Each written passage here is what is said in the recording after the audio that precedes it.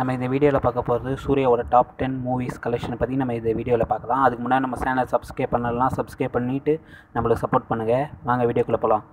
10வது இடத்துல இருக்குது எதிர்க்கும் துணிந்தவன், இது 60 கோடி வசூல் பண்ணியிருக்கு. 9வது இடத்துல இருக்குது காப்பான், இது 68 கோடி வசூல் பண்ணியிருக்கு. 8வது இடத்துல இருக்க அயன் 68 கோடி 70 லட்சம் வசூல் பண்ணியிருக்கு. 7வது இடத்துல இருக்குது அஞ்சான், இது 83 கோடி வசூல் பண்ணியிருக்கு. 6வது இடத்துல இருக்குது சிங்கம் 1, இது 84 கோடி வசூல் பண்ணியிருக்கு. 5வது இடத்துல இருக்குது தானா சேர்ந்த கூட்டம், இது 94 கோடி வசூல் பண்ணியிருக்கு.